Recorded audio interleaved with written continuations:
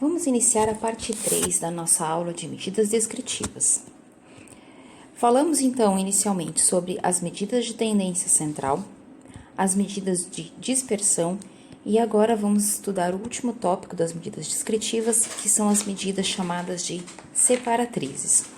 Essas separatrizes dividem o conjunto de dados em partes iguais. Esse conjunto de dados deve estar ordenado. As medidas que vamos estudar são a mediana e os quartis. Então, vamos lá. As separatrizes são medidas baseadas na ordenação dos dados. Então, considere que nós temos um conjunto de dados ordenados e queremos dividir esse conjunto de dados em alguma quantidade de partes iguais. Então, a primeira das separatrizes podem ser considerados os extremos do conjunto. Os extremos, nós temos o extremo inferior, que é o menor valor do nosso conjunto de dados, e o extremo superior, que é o maior valor do conjunto de dados. Além dos extremos, nós temos a mediana, que é o valor que divide a minha amostra em duas partes iguais, os quartis, que dividem a amostra em 4 partes iguais,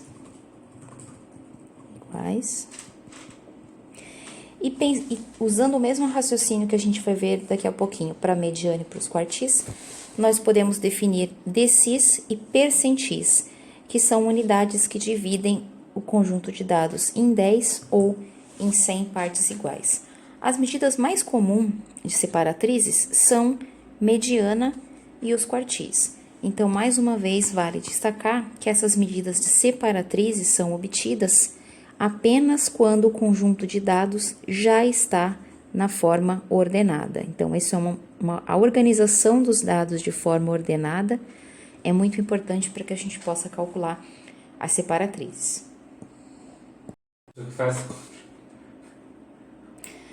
Os extremos do conjunto de dados, então considera que você tem um conjunto de dados, por exemplo, x1, x2 e xn, já ordenado, certo? Então, você já ordenou o seu conjunto de dados. O extremo superior, indicado por ES, é o maior valor da sua amostra, ou seja, o máximo para esse conjunto de dados. Se os seus dados estão ordenados na forma crescente, o extremo superior vai ser o xn. O extremo inferior é denotado por EI, é o menor valor da minha amostra. Então, é o menor, o mínimo, dentre todos os elementos que compõem a minha amostra. Se essa amostra está ordenada, esse valor é o valor x1. Para amostras pequenas, a gente até consegue determinar o extremo superior e o extremo inferior sem a necessidade de ordenação. Mas imagina que você tem uma amostra com 100, 200 elementos, visualmente encontrar o maior e o menor pode ser um pouco, não difícil, né? Mas é muito fácil que você deixe passar algum número. Portanto, é importante ordenar os elementos. Nesse caso, eu tenho uma amostra pequena, é possível observar que o 8 é o maior elemento e o 2 é o menor elemento. Se nós ordenarmos nossos dados, nós teremos 2, 3, 4, 5 e 8. Aqui eu ordenei de forma crescente, portanto, extremo inferior, extremo superior. Conhecendo os extremos do nosso conjunto, então, o maior valor e o menor valor para o meu conjunto de dados, os quartis dividem a distribuição em 4 partes iguais. O primeiro quartil, então vamos olhar para o gráfico aqui, vamos dar uma olhadinha para o meu gráfico de dados. Essa curva que eu vou destacar aqui em vermelho, vocês podem associar ela, por um instante, com aquele polígono de frequências que nós calculamos com o histograma. Lembram-se? A gente tinha as colunas do histograma, encontrávamos o ponto médio de cada uma dessas colunas e obtínhamos o polígono de frequências. Imagina que você tem muitas colunas, então esse polígono fica mais suave, fica com menos bicos. É isso que está sendo representado aqui nessa curva. Então, vocês podem pensar que essa curva é um polígono de frequências obtido com um histograma com muitas faixas, certo? Nós vamos ver na próxima unidade que curvas como essa são utilizadas quando nós temos variáveis contínuas e estudamos as distribuições de frequências dessas variáveis contínuas. Então, tenho a minha curva que representa a distribuição das frequências. Distribuição das frequências. Aqui embaixo eu tenho os valores dos meus xis, certo? O que o quartil faz, é dividir o conjunto de frequências em 4 partes iguais. Então, o primeiro quartil, ou chamado de quartil inferior, QI, ou também Q maiúsculo I, limita superiormente os 25% menores valores. Então, a altura dessa curva está associada com a quantidade de vezes que um determinado elemento aparece na minha distribuição de frequências. Portanto, eu posso pensar que os meus quartis, o que eles fazem é dividir a área dessa curva em 4 partes iguais. Por exemplo, essa parte tem uma base maior porque ela tem uma altura menor. Essa parte tem uma base menor porque ela tem uma altura maior. Então, a área dessa faixa representa 25% da área total. A área dessa faixa representa 25% da área total e assim sucessivamente. Então, o que o quartil faz é criar faixas de divisão. Esse é o quartil inferior, esse é o quartil médio, esse é o quartil superior, de forma que cada faixa dessa, entre o mínimo e o máximo, contenha 25% das respostas, 25% dos dados da sua pesquisa, do seu levantamento, da sua amostra. O segundo quartil é o que chamamos de mediana, e o terceiro quartil, chamado também de quartil superior, denotado por Qzinho minúsculo S ou Q maiúsculo S, limita inferiormente os 25% maiores valores. Então, olhando para esse gráfico, nós temos, a partir do quartil superior, aqui estão os 25% maiores valores. A partir do inferior, aqui estão os 25% menores valores. E a mediana, representada por MD, divide exatamente a minha curva em 2 partes iguais, 50% menores e 50% maiores. Então, a mediana, como o nome já diz, é o que divide na metade as frequências da sua amostra. Essa figura que a gente tem aqui embaixo é uma outra distribuição de frequência que tem um formato mais simétrico. Então, a gente pode ver que essa curva é mais simétrica do que a curva de cima. Quando a minha distribuição de frequências é simétrica, acontece o fato de que a mediana coincide com a minha média. A mediana e a média ocupam a mesma posição aqui no eixo horizontal que contém os possíveis valores da sua amostra. Lembrando que na horizontal estão os valores e na vertical a altura dessa curva representa as frequências.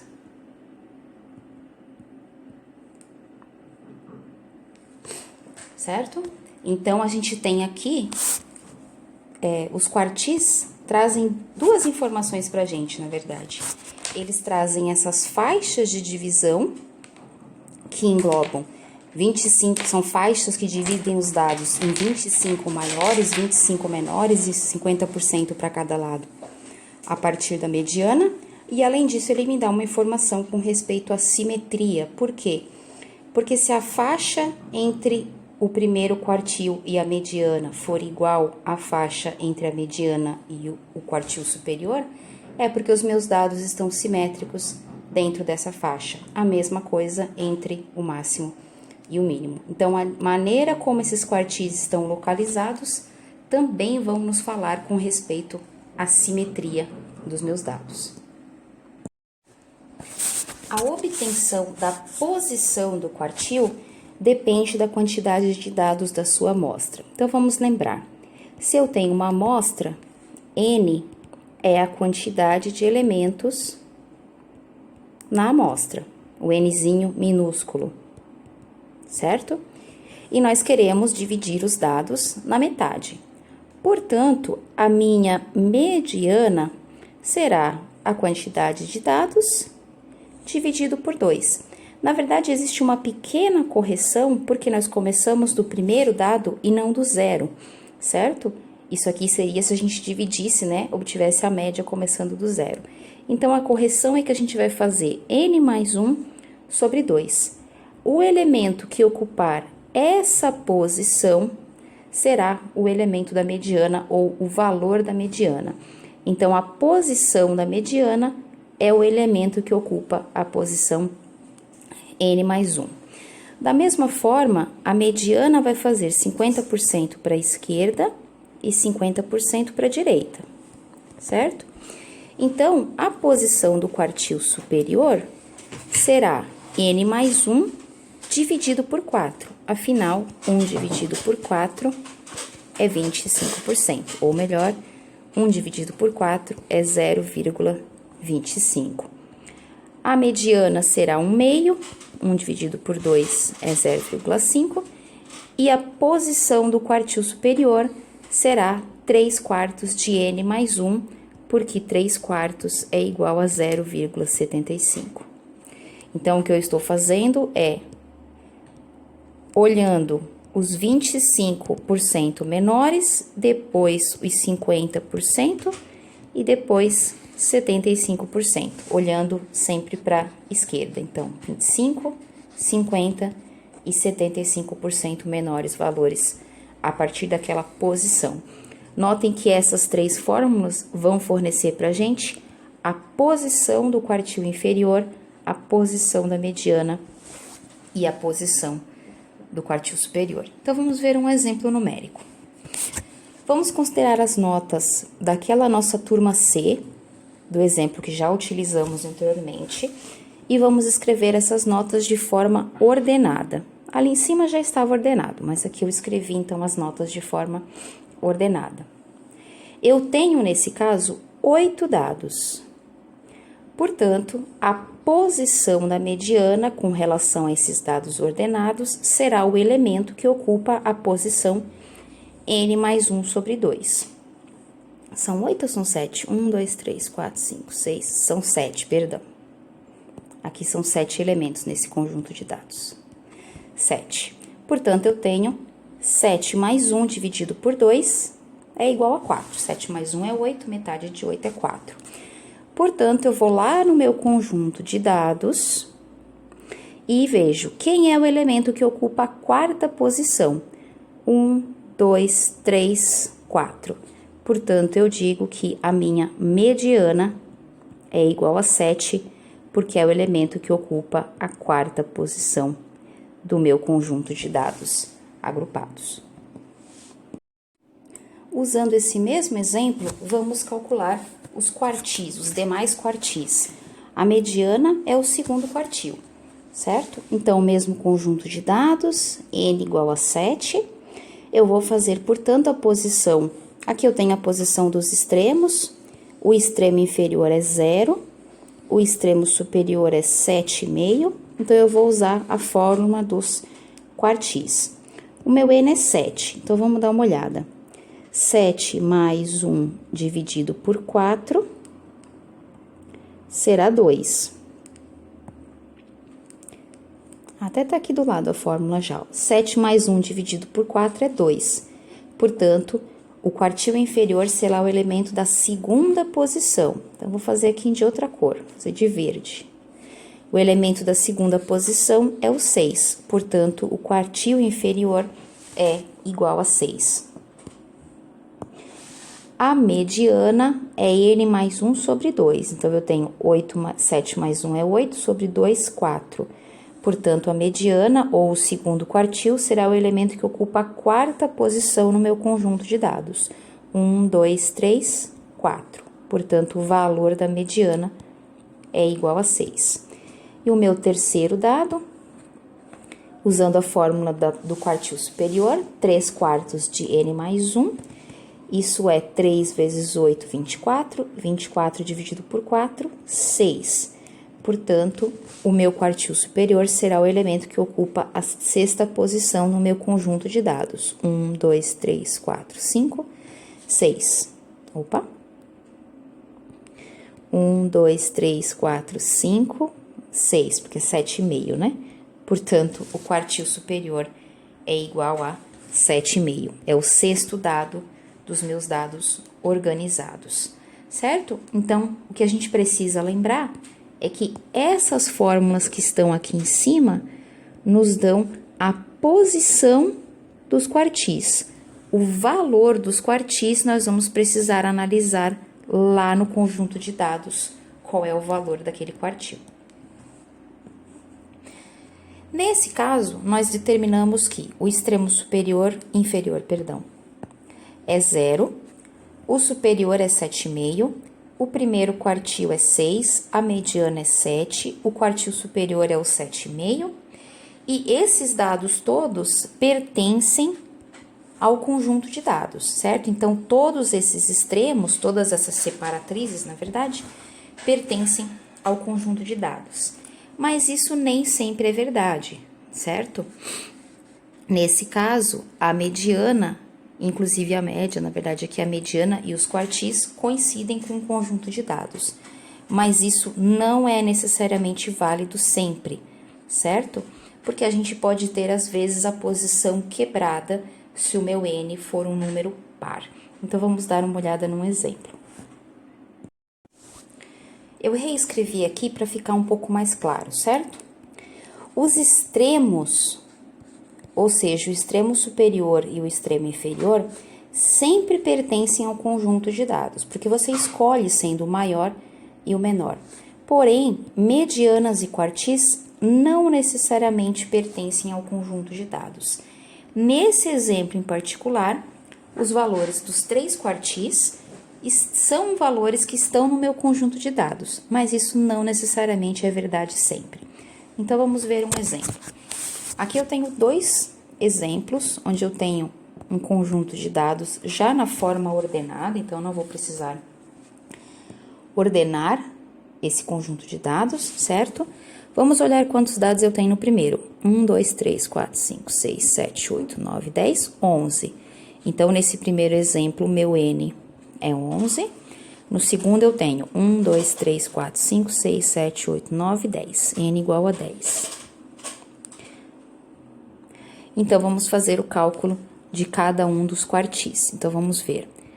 Para o quartil inferior, nós vamos fazer a conta n mais 1 sobre 4. Portanto, eu vou ter 12 sobre 4, 3. Portanto, eu vou analisar a terceira posição do meu conjunto de dados ordenados e a terceira posição é o número 2. Portanto, o quartil inferior dessa amostra de dados é igual a 2.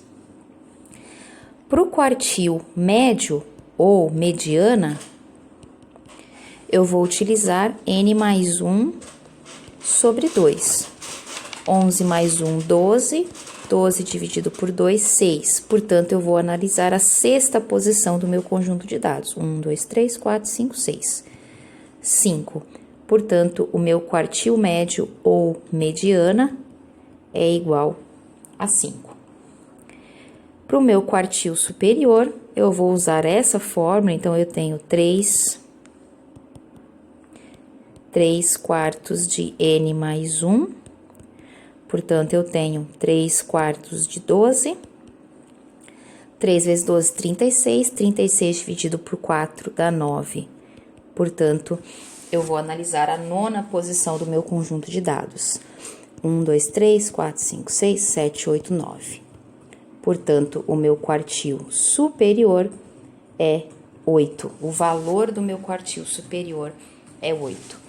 O que esses quartis estão me dizendo é o seguinte, então, eu tenho 2, 5 e 8, num conjunto de N dados. 11 dividido por 4, se eu dividir 11 em 4 partes iguais, eu vou ter 2,75, certo? Arredondando, eu tenho 2 inteiros.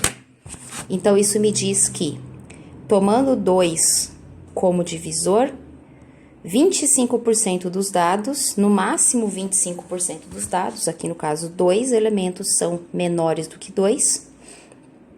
Tomando 8 como quartil superior, 25% dos dados são maiores.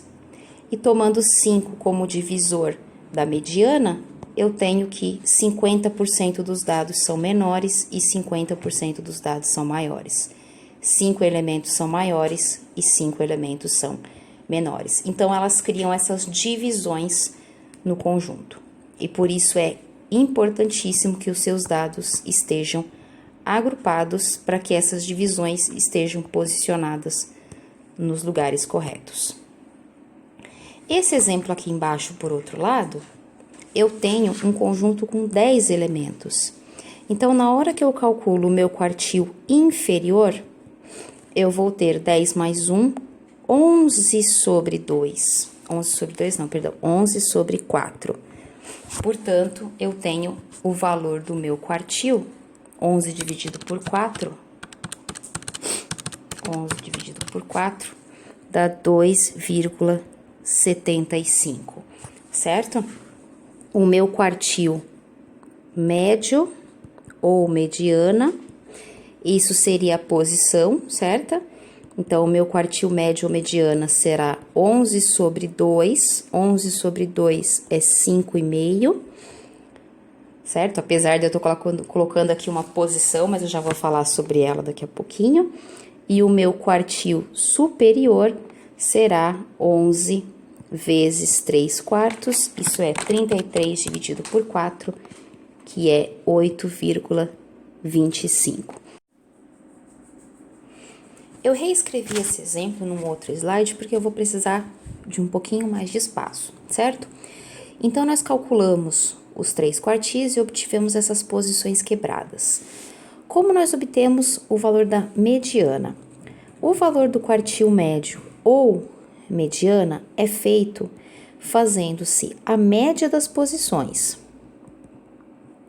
Então, nesse caso, a média das posições, a média dos elementos, né, que estão na posição 5 e 6 do meu conjunto de dados.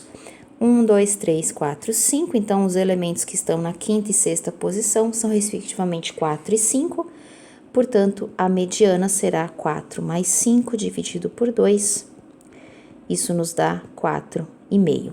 Portanto, a mediana estará posicionada exatamente na metade dos dados e será um valor que não faz parte desse conjunto de dados.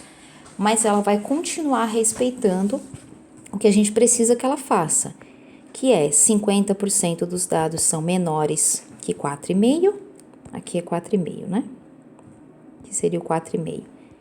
E 50% dos dados são maiores. De fato, aqui nós temos n igual a 10, então temos 5 elementos menores e 5 elementos maiores do que a mediana. Para os quartis, esse mesmo raciocínio não vai funcionar. Por quê? Porque se eu faço a média entre a segunda e a terceira posição, por exemplo, a média entre a segunda e a terceira posição é a média entre 1 e 2. Então, ficaria 1 mais 2 dividido por 2, isso daria 1,5. O 1,5 está posicionado aqui. E note que nós não temos a mesma quantidade de dados menores que 1,5 e entre 1,5 e a mediana, por exemplo. Nós temos 2 elementos aqui e 3 elementos à esquerda, à direita, perdão.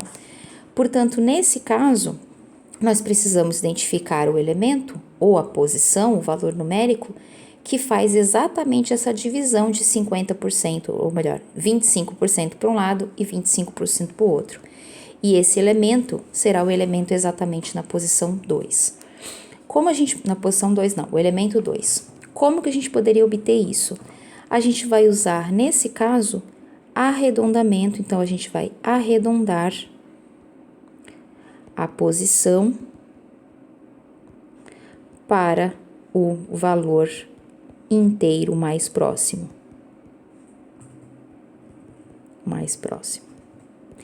Isso para garantir que o quartil tenha essa característica de dividir o seu conjunto em 4 partes de 25%.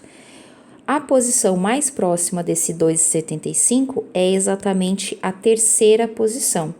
Portanto, o meu quartil inferior será o elemento que está na terceira posição e, portanto, 1, 2, 3, o elemento que vale 2.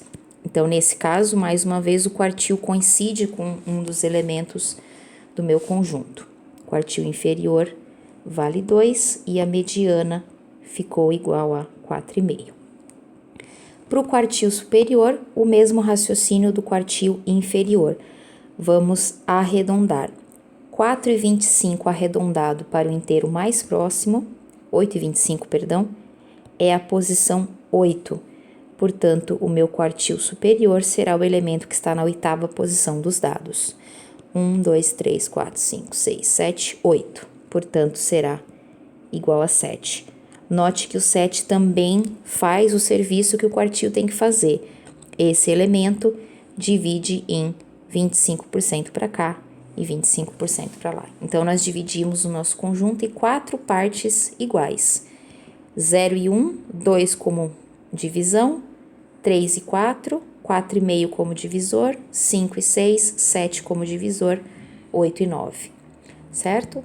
Então, alguns autores fazem esse cálculo do quartil quando temos posição quebrada de alguma forma um pouco diferente, tá? Mas essa é a forma que a gente vai adotar aqui.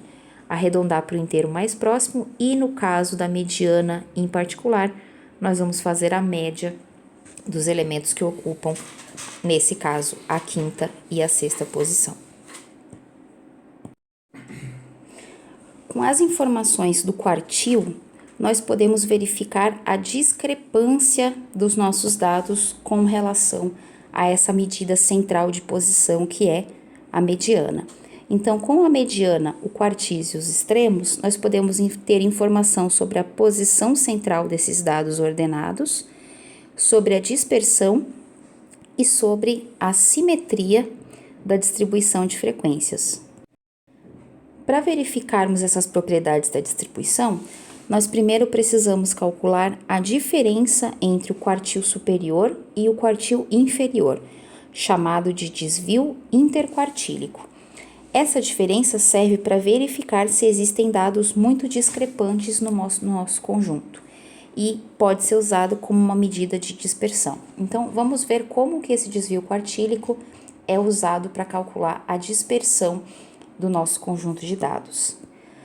Mais uma vez, vamos considerar aquele conjunto das notas da turma C. Então, nós temos aqui 1, 2, 3, 4, 5, 6, 7 elementos nessa amostra.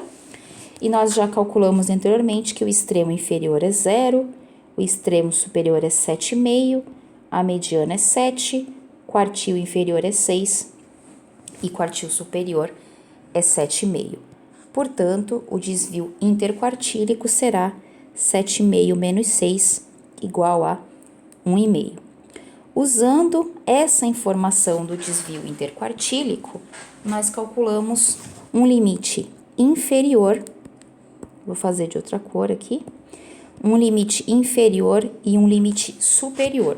Esse limite é calculado pela seguinte fórmula: quartil inferior menos 1,5 vezes o desvio interquartílico e quartil superior mais 1,5 vezes o desvio quartílico. Essa constante amarelo 1,5 é uma constante fixa, certo? Essa constante vem da teoria da estatística, vem da metodologia estatística, que diz que essa constante é capaz ela serve para em torno de 90%, 95% dos dados dos problemas clássicos aí relacionados à amostra, certo?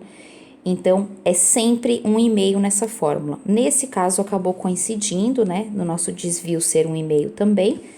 Portanto, eu vou fazer a conta. 6 menos 1,5 vezes 1,5. Vocês podem conferir essa conta e verificar que isso dá 3,75.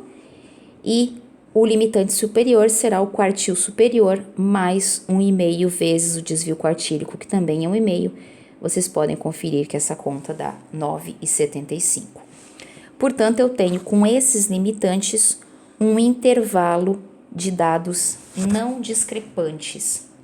Esse intervalo de dados não discrepantes, o que ele vai fazer para mim é verificar fora desse intervalo onde estão os elementos discrepantes ou não.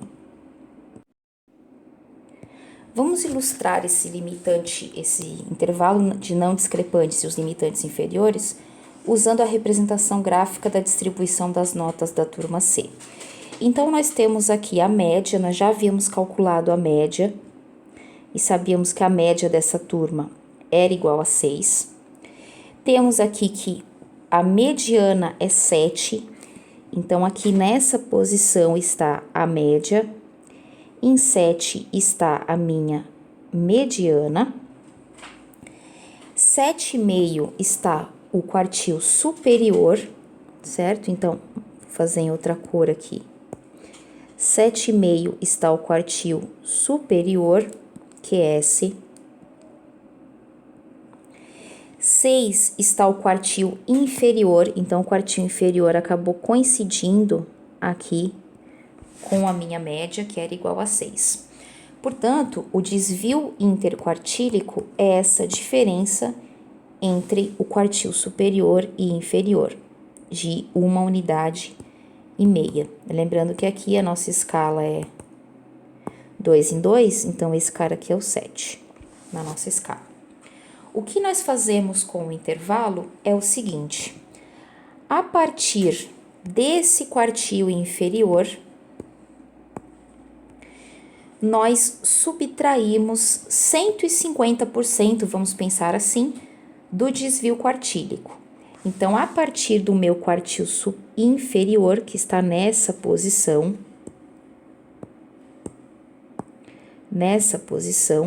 eu abro um pouco mais o intervalo. Abro até quanto?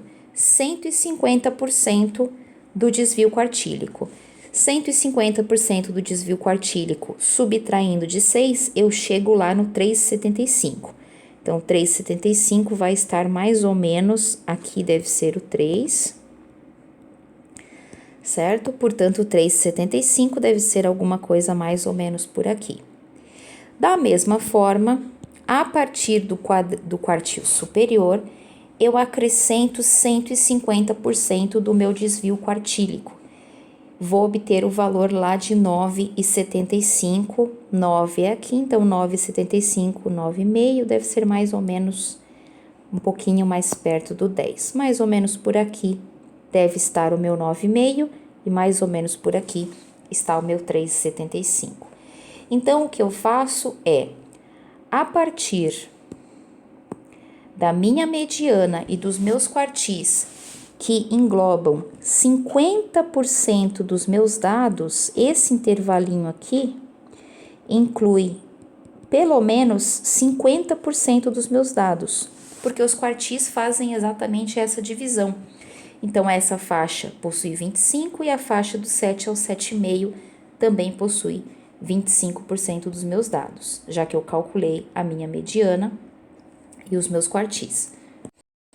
Então, essa faixa que eu marquei em verde contém 50%, pelo menos 50% dos meus dados, certo? Eu permito que essa faixa seja estendida 150% para trás com relação ao tamanho do desvio interquartílico e 150% para frente com relação ao desvio interquartílico. Portanto, eu ganho uma segunda faixa que se estende lá do 3,75,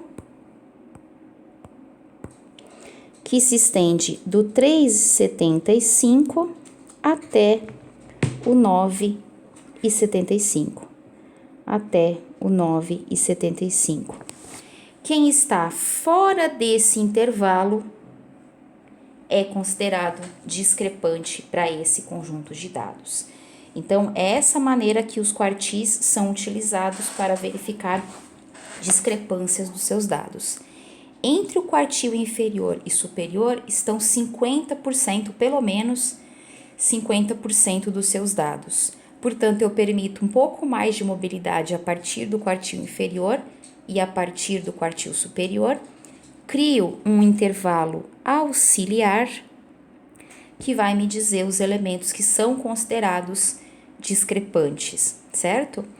Esse tamanho do intervalo auxiliar que eu estou marcando aqui em vermelho depende desse 1,5, certo? Esse 1,5, como eu falei antes, vem da teoria da estatística e ele engloba, acaba funcionando para cerca aí de 95% dos casos de distribuição de dados que a gente tem. Mas pode ser que, dependendo da área que você for trabalhar, o cálculo desse intervalo, digamos assim, seria um intervalo de tolerância, né? Para você considerar a discrepância desses valores, pode ser que esse 1,5 seja alterado. Portanto, eu tenho um intervalo de valores discrepantes. Em muitos livros, vocês vão encontrar um intervalo como sendo não 3,75 até o 9,75, certo? Mas sim o intervalo de 6 a 7,5. Isso pelo seguinte, porque 3,75 é um limitante superior e 9,75 é um limitante inferior. Mas não existem dados entre 3,75 e 6, o menor dado é 6. Da mesma forma, não existem dados entre 7,5 e 9,75, o menor dado é 7,5. Portanto, em muitos casos, o meu intervalo de discrepantes é limitado pelo maior e pelo menor valor que pertencem ao conjunto de dados. Então, esses caras pertencem aos dados. Então, é uma correção que alguns livros utilizam, colocando o intervalo como sendo formado por elementos que fazem parte do seu conjunto. É só uma interpretação que pode aparecer diferente, às vezes, por exemplo, na resposta do exercício que você for calcular. Portanto, eu tenho a seguinte interpretação. Fora desse intervalo de 3,75 e 9,75, então, todos os dados que estão fora desse intervalo, ou do intervalo ajustado para que os extremos estejam no conjunto, nós consideramos dados discrepantes. Nesse exemplo aqui, quem seriam os meus dados discrepantes? Deixa eu ajustar a cor, ficou muito escuro. Os meus dados discrepantes seriam esse ponto que ficou fora do intervalo, ou seja, o 0 é considerado discrepante para esse conjunto de dados, para esse intervalo 3,75, 9,75 ou 6 até o 7,5. Então, com essa análise, nós temos: quanto mais dispersa for a distribuição, maior será a diferença entre o quartil inferior e superior. Portanto, maior será o valor do desvio interquartílicos. Quando a minha distribuição for mais dispersa, os valores desses quartis ficam mais distantes, certo? Então, aqui, por exemplo, a gente tem 3 gráficos, né, que são o primeiro e o segundo simétrico, o terceiro assimétrico. Então, a gente pode ver, por exemplo, que nesse primeiro, a distância entre o quartil superior e o máximo é menor do que a distância entre o quartil superior e o máximo, por uma distribuição que não é simétrica e acaba tendo esse comportamento, essa cauda. A curva acaba tendo essa cauda um pouco maior, certo? Então, em distribuições que são simétricas, a distância entre o quartil inferior e a mediana é igual à distância entre o quartil superior e a mediana também. Ou seja, quando a minha distribuição é simétrica, a base quartil mediana, mediana quartil, mede a mesma coisa, claro, para cada uma dessas curvas. Nesse terceiro exemplo, eu tenho uma distribuição assimétrica, portanto, a base aqui dessa área, quartil superior, mediana, mediana, quartil superior, é diferente. Esse segmento é diferente desse. Em distribuições simétricas, o comprimento dessas duas bases são iguais. Porém, a gente pode perceber que quanto maior for a altura aqui, eu posso ter mais frequências, mas a minha dispersão dos dados pode ser a mesma, certo? Então, um conjunto com mais frequências não significa um conjunto mais simétrico ou menos simétrico do que outro. Em distribuições assimétricas, essas distâncias entre quartil inferior e mediana ou mediana e quartil superior são diferentes porque você precisa de mais base para ter a mesma área na curva que represente essa área de 25% sobre a curva. Utilizando essas faixas que os quartis nos dão, a gente ganha uma outra forma de representação, que a gente não vai discutir muito aqui, eu só vou apresentar para que vocês saibam e conheçam o nome, né, quando aparecer em algum livro ou algum artigo, que é o chamado diagrama de caixas. Esse diagrama é o seguinte: imagina que você quer comparar duas distribuições de frequência. Colocar uma em cima da outra talvez não seja a melhor ideia. Por quê? Porque cada uma delas vai ter uma média diferente, uma mediana diferente, uma altura diferente. Então, você vai ficar com muita informação se você colocar essas curvas uma em cima da outra. E se você colocar elas lado a lado, pode ser que você não consiga comparar de forma muito precisa essas duas curvas. Então, esses quartis criam certas faixas na minha distribuição. A representação chamada de diagrama de caixa ou candlestick ou também de box plot é uma representação gráfica onde a gente não representa a distribuição. A gente representa apenas as faixas onde temos a mediana. Deixa eu colocar a ponta um pouquinho mais fina aqui. Onde temos a mediana, o quartil superior e o quartil inferior. A mesma coisa nesse gráfico. Aqui eu tenho a minha mediana, o meu quartil superior e o meu quartil inferior. Então, eu retiro a representação desse gráfico, né, que vai ter as distribuições de frequências, e uso apenas essa representação, porque ela vai me dar todas as informações necessárias para saber a distribuição de frequências. Por exemplo, aqui eu sei que a curva é assimétrica porque esse pedaço da caixa é maior do que o outro pedaço. Aqui eu sei que eu tenho um ponto, esse ponto fora dessa reta aqui, né? Tem essa reta e fica essa caixinha com esses dois tracinhos, um de cada lado. Esses pontos aqui indicam que eu tenho valores discrepantes na curva.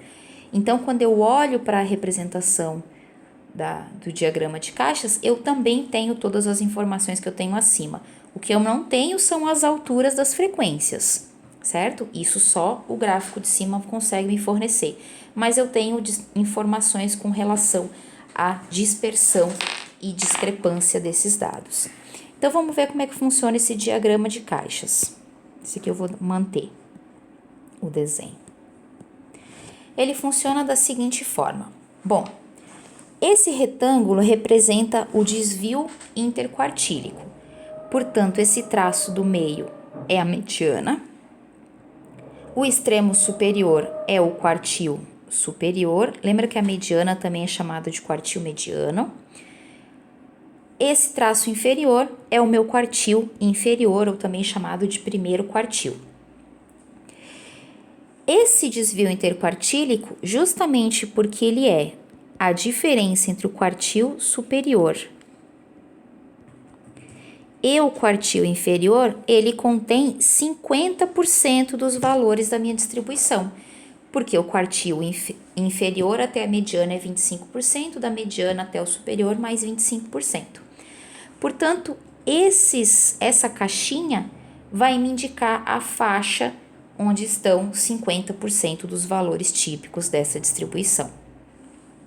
Esse retângulo é dividido pela representação da mediana, né? Então, se o retângulo tiver dividido a metade, significa que a distribuição é simétrica, pelo menos entre o primeiro e o terceiro quartil.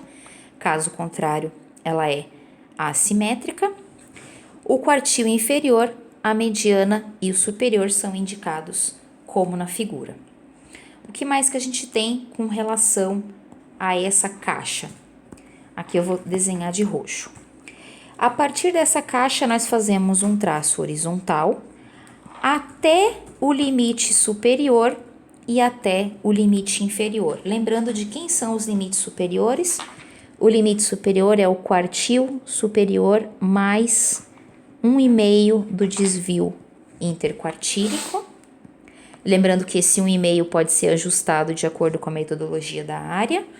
E o quartil inferior, o limite inferior, perdão, é o quartil inferior menos 1,5 também do desvio interquartílico. Ou eu uso essa fórmula que vai nos dar aquele intervalo dos não discrepantes, ou então eu posso utilizar o valor do conjunto que é menor do que o superior e maior do que o inferior, como eu mostrei no exemplo anterior. Os pontos que estão fora desses limites que eu marquei em roxo são considerados pontos discrepantes. Então, são representados por símbolos diferentes. Símbolos diferentes, ou por círculos ou por asteriscos, vai depender aí da maneira como o autor quiser representar. Portanto, caso existam valores discrepantes além daquele 1,5 do desvio interquartílico, a linha é traçada até ou o limitante inferior e superior, ou até o último valor não discrepante, e os valores discrepantes são indicados por pontos. Se a gente tiver valores no nosso conjunto de dados que são muito discrepantes, muito discrepante aqui o autor considera como sendo 3 vezes o desvio quartílico, normalmente a gente representa por símbolos diferentes para destacar que esses valores, além de serem discrepantes, são muito discrepantes com relação ao seu conjunto de dados. Isso tudo, obviamente, vai ter que estar colocado numa legenda, vai ter colocado uma indicação do que representam esses valores muito discrepantes. Então, aqui a gente tem uma representação, um exemplo, certo? Aqui nós temos um gráfico que representa a renda familiar em salários mínimos de um conjunto de famílias do bairro Monte Verde e um conjunto de famílias do bairro Encosta do Morro, como eu falei antes. Então, esse diagrama de caixas é muito utilizado para a gente poder comparar duas distribuições. E aí, analisando, eu posso afirmar algumas informações com respeito a essas duas distribuições, a esses dois conjuntos de dados. Por exemplo, com relação ao Monte Verde, eu consigo afirmar que o valor da minha mediana é aproximadamente 3, 4, 5, 6, 7, 8. Então, aproximadamente 7,5, por exemplo. Eu consigo afirmar que 50% das famílias têm renda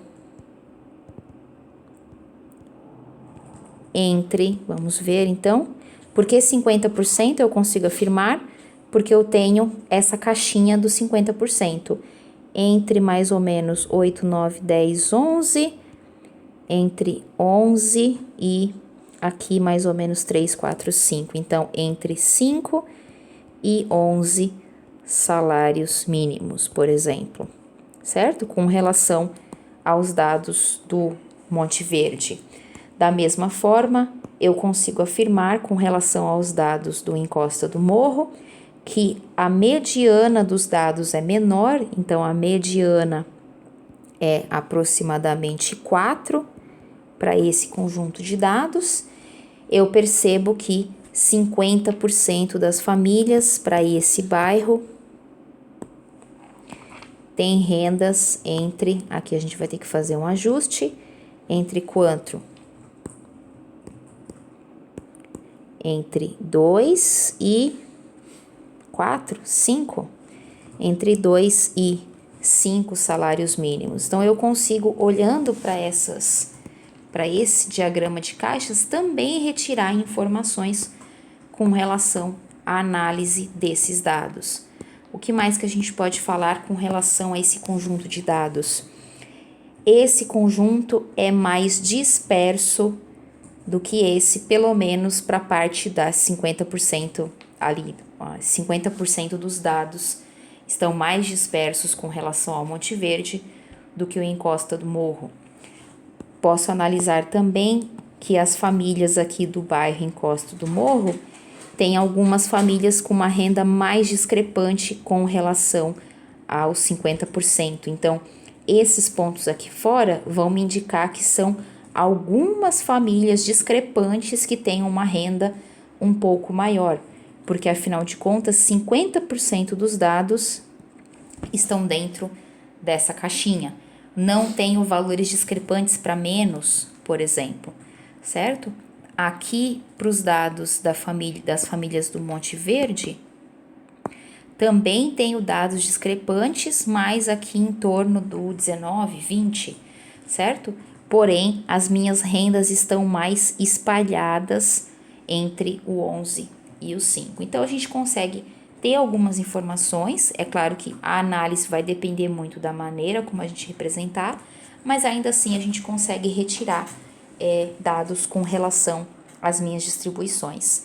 Se eu fosse desenhar o gráfico para cada um desses caras, possivelmente esse meu gráfico ficaria alguma coisa assim, certo? Com um valor discrepante, enquanto o gráfico para essa família seria uma representação, 50% tá aqui, então seria uma coisa mais assim.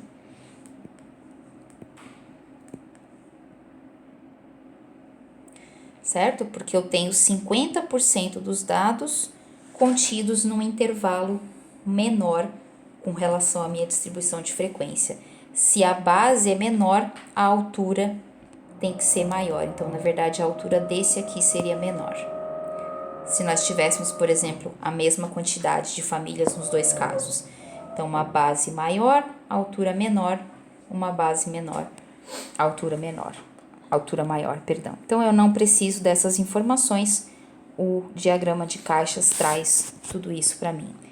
Encerrando, então, a nossa aula sobre medidas descritivas, eu deixo aqui os comandos para o cálculo de mediana, extremos dos intervalos e dos quartis e percentis, certo? Se eu não estou enganada, também existe uma medida, se você quiser 10 partes, 20 partes, o Excel também consegue fazer isso para você. Acho que é com esse valor K, em quantas partes você quer dividir o seu conjunto de dados, certo? Então, a nossa aula sobre medidas descritivas era isso. Lembrando que na próxima aula a gente tem exercício, bons estudos e até mais.